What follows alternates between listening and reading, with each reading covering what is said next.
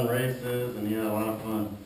But one day he was injured, and he couldn't run the same way he could, and so he was sad, and he was mad, and a little scared, because all he knew was running. That he was a runner, and if he couldn't be a runner, who could he be, right? So he walked around, and he found other interests, and he learned that he liked helping people and sharing his experience and helping other people learn how to run and be active. Huh? Yeah. So what he discovered is, when we're growing up, maybe we have something we really love, but maybe sometimes we can't do that. So there's other things that we can learn to do. So if you can you share one thing that you really like to do, but another thing that you're interested in learning? Can you share?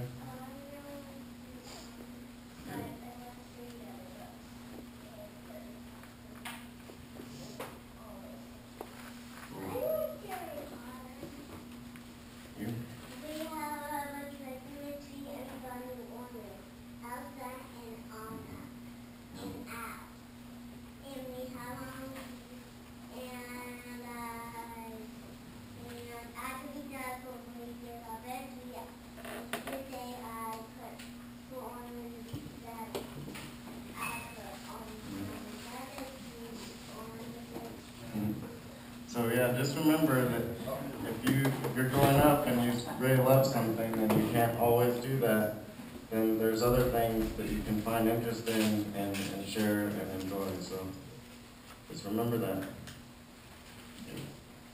We all have a good time in the RE. Thanks for sharing.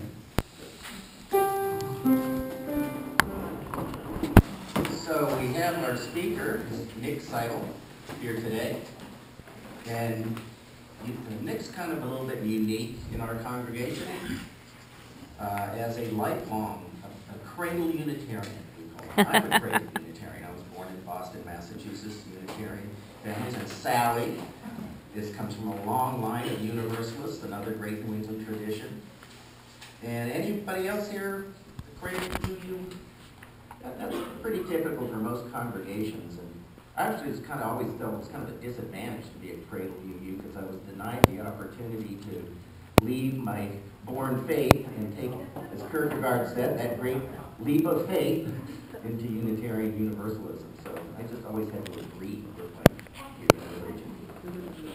So Nick is a family man. He's got two sons, River and Mathis, who come here from time to time, and River is now taller than most of us, I think. And I remember when he was that tall. He's an avid athlete, a triathlon, and have you done an Ironman? Yeah, I think he's done that. Puts us all to shame in that category. And he's going to talk to us today a little bit about physical, mental, and spiritual health. So Nick, it's all yours. Thank you, Pete. Can y'all hear me okay? Yeah. All right. Everybody have a good Thanksgiving? The kids, but no, that's cool too. So, physical, mental, and spiritual health. I've been wanting to do this topic for a long time, and I finally signed up for it. And when I signed up, there was like 2 months to prepare. I was like, oh, I'm going to prepare and do all this research, and that didn't happen. Truth be told, I made this PowerPoint last night. But this topic's near and dear to my heart, so I'm just going to talk from the heart, and I don't have anything written down. So I changed the title to Nick to the Plus, and just to tell you a little bit about that. Through this process that I'm going to talk about, it's and plus to me means inclusive, on the positive, always going to get it, So that's the attitude I've lived with for the past 2 years. So just get into it. So I want this to be interactive, so I'll go through my experience, but while I'm talking, kind of think about how you can relate to it, and I'd like some of y'all to share at the end, so we can have more of an interactive. I really like that part of our church, So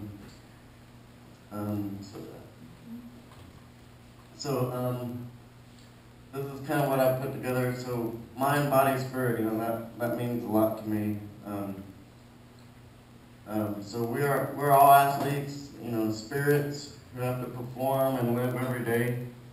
What does it take for each of us to find balance to high performance or heaven on earth? So that kind of relates to me. So kind of something I've been living by is, train hard, eat well, and rest. So as Pete mentioned, I'm an athlete. I'm a triathlete. I swim, bike, and run. But each of us have our daily performances. If it's just getting up or going to work or caring for others. We all have to train for that and prepare for that. And if we nourish our body and eat well, and then we take rest. So that's how I live by, and that's what I'm going to be talking about: mind, body, spirit. So. As I told the kids my story, at a young age I discovered I could run, and from an early age, that's how I identified myself, Mick the runner, and that's kind of all I knew. I dedicated my time, I ate, slept, and rested, and ran all the time, and I did well. I ran long and fast. I did a lot of competitions. And that's when I discovered that I could run. So this, so I really like this picture, and it really relates to me. So finding the sweet spot, or being in the zone, or heaven on earth. So heaven on earth means to me, a lot of people in this world are seeking to go to heaven, and always, looking forward to doing that, but why can't we make that now? So two times early in my running career that I related to that, one was my freshman district mile I won, and then another one was a half marathon I won and had a national record. So those 2 times I was in optimal physical health, and I had a game plan. I was strong mentally for those races, and when I finished, I had a spiritual joy. I felt like I was up there. I was off the earth. I was running. I could fly. I could go as fast as I wanted to. And so, connecting those 3, early on, that's how I related to that. So as I told the kids, around 15, 16, I was in a car accident.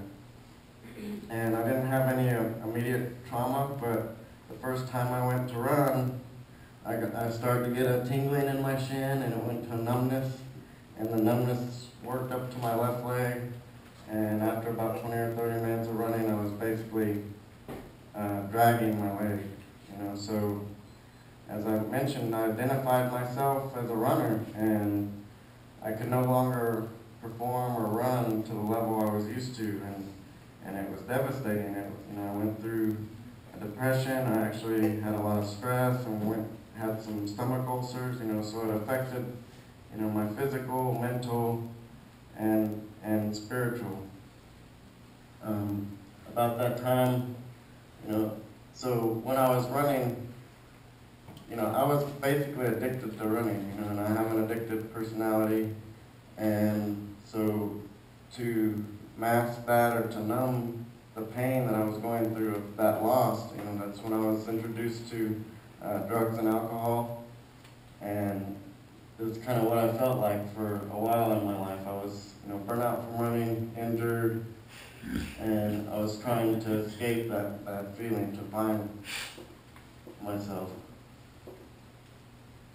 So after I kind of worked through that, I said, well, what's next? What else can I do? So we all go through, searching in life. I'm sure, most of us have had loss, and then, what do? We either quit or we keep going, right? So after this first part of my life, I started searching. I just discovered massage therapy. I discovered triathlon where I could swim and bike and run, and it was less physical demand on my injuries, and I could perform that way. And then I discovered race production, where I could put on events and provide people with that. And I've always liked helping people, coaching, doing massage, healing. I've always felt a calling for that. My mom, my grandmother, were all nurses, and so I always felt that was what I needed to do, help people. And so I found a new joy through those avenues. So a little later in life, so I've had a family, I had a house, I had a really good job, but I didn't feel like I was there yet. I felt kind of stuck. Has anybody ever felt stuck? So like you have all the right things, career, you're financially secure, you have a family, all those things, but there's just something missing, right? So I kind of went through that. And I like this one, so this lady obviously has a job, she has a briefcase, right, but she doesn't, not really happy there, right? So, during that stretch of my life, I thought I was happy, but then, I started to, if things don't feel right, they kind of present themselves and you go to the next stage, right? So, I went through divorce, and, I mentioned, I had substance to kind of mask that and numb that. And 2 years ago, I was arrested for a DUI, and that was basically my bottom. And I really relate to this picture, you need to hit bottom, then use it to bounce back to the top, right? And so that's kind of where I've been the past 2 years, so I've been clean of alcohol and any drugs for almost 2 years, coming up February 3rd. And, even though I'm not financially and, everything I had, 4 or 5 years ago, I feel more free and alive than I ever have. And so that's really, it's been an amazing journey. So when we hit bottom, then we get clarity. So my clarity, so kind of my process after I went through that situation, one of my best friends, my training partner, she said, "Nick, you need to go to this class and I'll help you pay for it." And it was a class called Choices, and that kind of set my basis for my new beginning, Part of the process I needed to go through legally, I went through a treatment, and there's the 12 steps, and that really, I think, even if you don't have a substance issue, you should do that process. It's, because we go through life, there's not really a manual, right?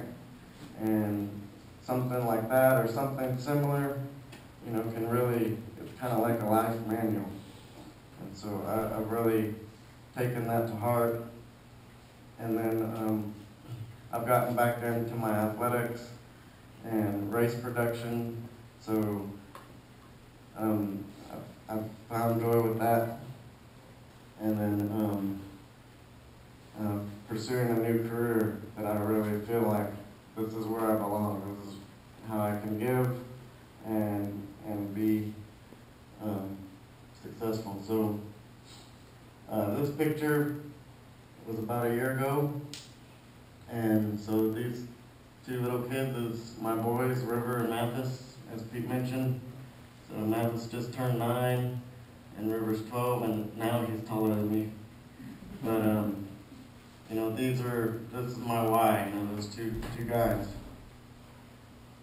So what I've At that race, I hit that point again in physical, mental, and spiritual, where I broke my best time for a 5-hour race that was a 12-year-old time. So after 12 years, Wow. I beat my own time. Yay. You find a place in your head and you get a place physically. And at that time, while I was racing, I just felt like there was something on my shoulder pushing me, and I could just, I could go back to that picture, but I was on heaven on earth, And heaven on earth, some of us never get there. And I'd like y'all to share. Some of us maybe experience that, 3 or 4 times in life. And there's people like, Mother Teresa, the Dalai Lama, the Pope, or whoever that are, there maybe most of their life, I don't know. But, that's what I pursue. And so what I've found is, we're not all perfect. You have to have the willingness to grow and be open-minded. Contribution to others is key, if you're ever down or whatever, helping others, you find joy, Maybe your situation's not as bad as theirs, so that's key. Positive thought, live to the plus, be in the moment, don't worry about the past, I think it's 80 or 90% of our thoughts are repetitive and 80 or 90% of those are negative, but if you live in the moment and if you have a situation, make a decision and act on it, don't run it on through your head, And then physical awareness and care, nutrition, exercise, being active, getting out there, being in nature is heaven on earth. So that's my story, and so I'd like some of y'all to share if you have any experiences or questions or feedback. Bill, wait, do you have the microphone? I think I can talk loud enough, maybe. I'm the one that can't hear, but I think anybody else can. You got one. Well, your story brought home some great memories for me. I was on a long-distance marathon, and when I was out running in the forest or somewhere, in the woods, it was a spiritual thing, very much. I feel it. And I was running a marathon one year in Oregon, and I started having a pain in my right knee. To make a long story short, finally went to the doctor, and he said, "Well, no wonder you have no cartilage." So that meant a knee replacement, and my running was gone. Well, I was lost, just like you were saying, it's lost. But I could go on and on, but it's a great spiritual feeling, and I enjoyed this walk a lot. Thank you. Up front, Bill. Yes, Nikki. That was great for a morning put together. I'm sure there was quite a bit of thought in it, but you lived this, and coming from your heart is how we can teach the best. And you've been an inspiration to me.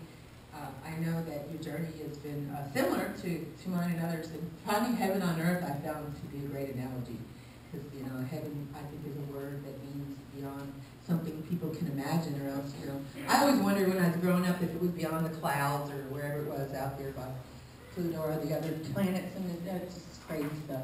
But I do see that you have the joy in your life, and your children are seeing that too. And I never really had the opportunity to see a transformation up as close as yours. And you failed to mention that you were once the president of this congregation. And that you came in here and you opened your heart up to everybody right after that. And that's your mom, and you didn't know that. Yeah, thank you for sharing. That was wonderful. Appreciate it.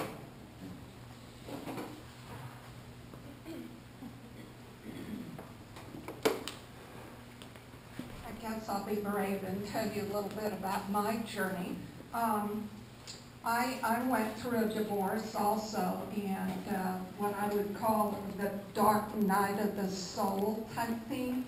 And you go through different pathways in your life to bring you to where you are, and everyone who comes into your life gives you blessings and lessons, and often things that appear to be dreadful at the time end up being blessings in disguise. So anyway, when we talk about pathways, there are various different pathways in faith, and at that point I had been more of a fundamentalist, and I, through some friends, shifted into unity, and I see similarities between Unitarian and unity, but I kind of jumped into that whole hog with a push from my ex-mother-in-law, who I believe was the reason why I got in that relationship in the first place with her son.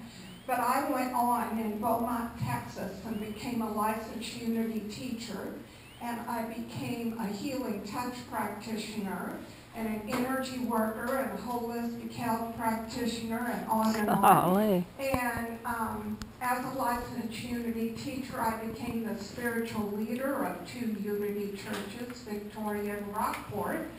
So I'm still on a path, I'm still searching, and I've found you folks.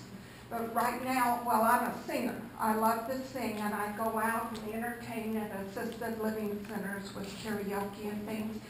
So I'm a part-time Methodist and a part-time Unitarian right now because I sing in their choir. But anyway, I'm glad to be here, and I enjoy being with all you people, and you are part of my current path to heaven on earth. Thank you. Cool. She did have a hand up. I think he's taking a picture. Oh, yeah. No, we weren't all lucky enough to be cradled Universalist Unitarians, but something from my fundamentalist views is relevant here. It relates to 2 things you said, this of heaven on earth and this of trying to be in the moment. And it reminds me of when Jesus' disciples asked him to talk about heaven, and he said, oh, Peter did, it was Peter. And he said, well, it begins now.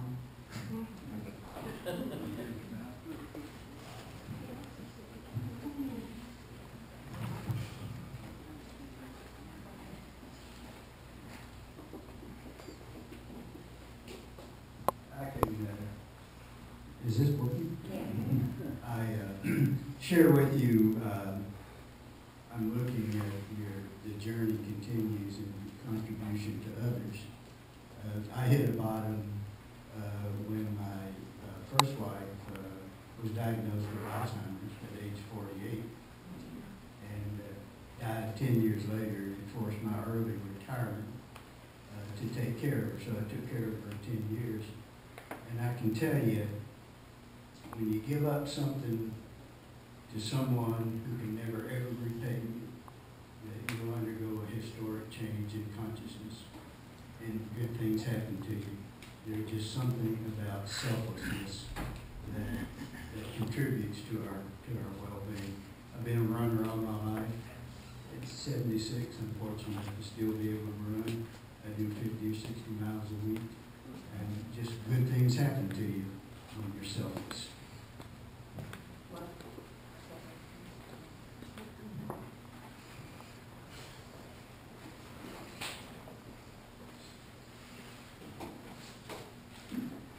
Nick, Diane and I ran for quite a few years, and we like going to the shorter races because they got over sooner. We didn't have to spend as much time. But I noticed that many of our friends, as they started approaching 50 and 60, they weren't running the shorter races. They were all starting to run marathons. And so when we got into that condition, we started running marathons. And we didn't run faster, but we ran longer. So we thought, well, that's really counting for something, because instead of being out there for 20 minutes or an hour, we were out there for several hours running. But we enjoyed it while we were doing it. It gave us something to do that we could do as we got to be part of that group. Related to that, I started running when I was 40 years old, and ran for 30 years. About 9 years ago, I stopped running because I started getting some other kinds of problems. But I understand that heaven on earth feeling, and I think it's just endorphins kicking in. If you run a marathon and you just get into a certain stage, and it's like a drug, I guess, because you just feel that way. I've had that feeling. Well, I'll kind of add to that. During the race is not the only time I feel that. So like I'm feeling that every day because right now my life is super complicated. If I put it on paper, it's like, what in the heck are you doing, Nick? You know, you're adding and adding and adding. But to me, it all goes together, and it's the culmination of my whole life of experiences and people I've met, and it's a big to the plus conglomeration of what I'm working on. And when I achieve that, I know that that's when I'll, feel, and the process of trying to achieve it and then achieving it. I'm feeling that. But you can share, but I relate it to athletics and stuff, but if there's any artist or someone like in your career where you felt like that place, if you could share it like that, I'm interested in that. I got into running because I discovered when I was smoking, I couldn't run from my house to the corner without getting breathless, so that was the great motivation I found, was to be able to run further and further, get up to 1 block and then 2 blocks. And eventually got into running almost every day, and then I used to run with headphones on, and it was a transformation for me. I started doing self-help things associated with running, and it almost became like a picture. The day wouldn't start properly if I missed out running. I'd have to do it again. So it was the beginning of a change of how I lived. I started out running. Awesome.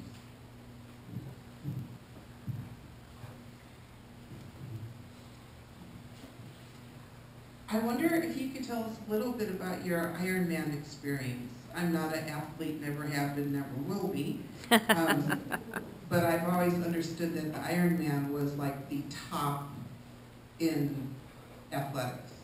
So could you just share with us? Yeah, well, I identified earlier that I was a distance athlete. I couldn't do 100 meters very fast at all, but so yeah, when I got into triathlon, I think it was my first year, I did my first full Ironman. So that's 2.4 miles swimming, which takes about an hour for the fast ones. 112-mile bike ride, which takes about 5 to 6 hours, and then a marathon. And so the first one I did, I was in shape for the shorter distances, and a buddy said, "Oh, let's go do Great Floridian, and you can do it." And so I just said, "Okay, I'll sign up. I'll go do it." And I didn't know, but it was the national championship, and I was about 20. I can't remember how. I was like 23 or 24, but I did really well, and I won my age group national championship. So that was my first experience, and I won't take my shirt off, but I have a tattoo of that experience on my chest, so that's how impactful it was. Oh, go ahead and take your shirt off.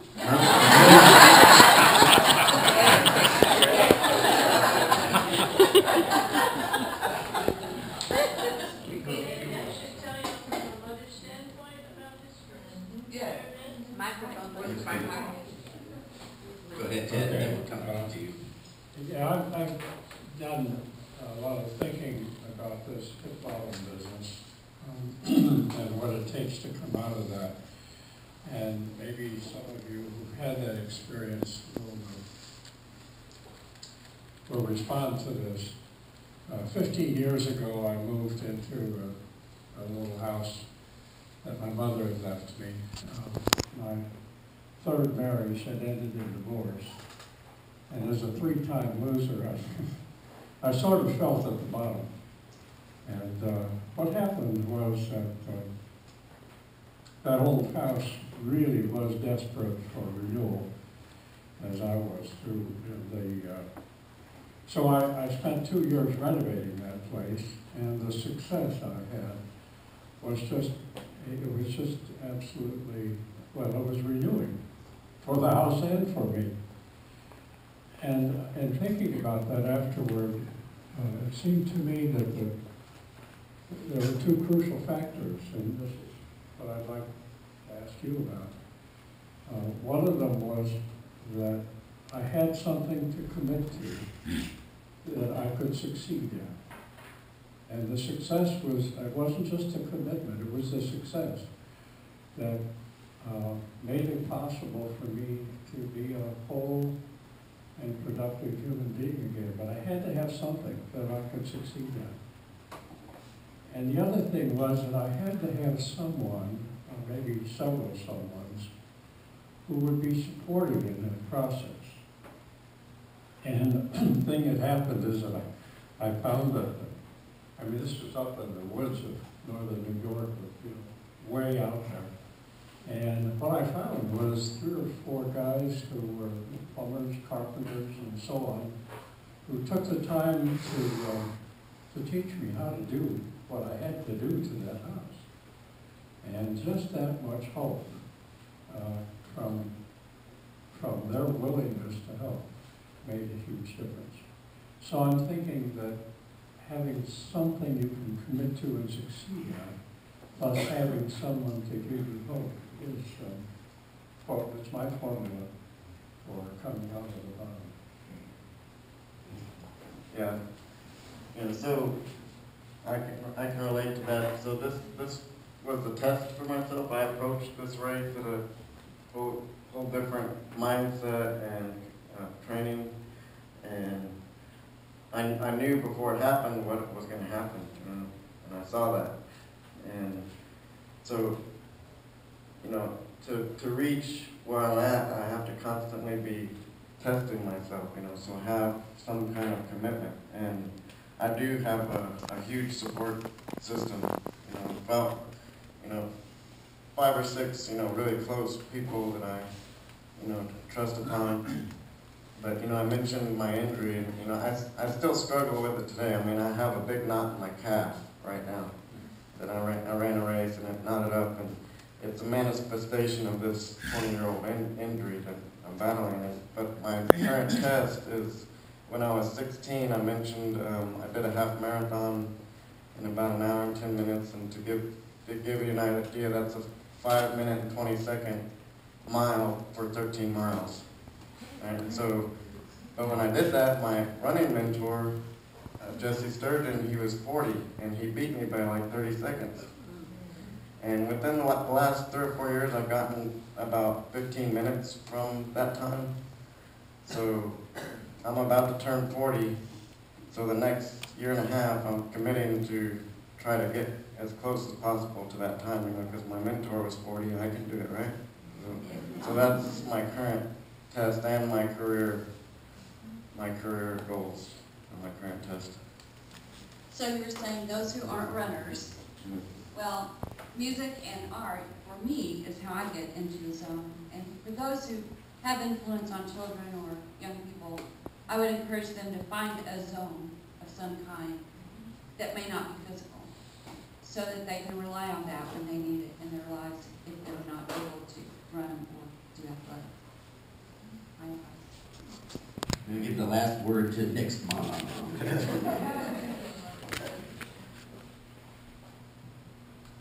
I just wanted to comment on the time that we did go to Florida. Can you hear me now? Okay. I just wanted to comment on the first time that he went to Florida for the Ironman, and Francis, his family, we were not able to go with him. And I worried because he was going there especially by himself, although he had people who were there. And I knew it was a huge race, it was a very long race, and I didn't know, if he could actually get through it. And I worried about if he would physically be able to do it. And so the day of the race, we waited all day to hear from him. And finally, I think it was almost 10 that night, he finally called us and he said, okay, so we were so happy that he actually called us and he could speak to us. And I said, well, how did you do? And he said, well, I think I won my age group. So he was always an absolutely wonderful athlete, and I appreciate it. Real quick. You just described one thing that I love about you the most. He's extremely modest with his accomplishment, isn't he? Thank you, Nick. So that's a brave thing to get up in front of the group and talk about the important part of your life, so let's get it.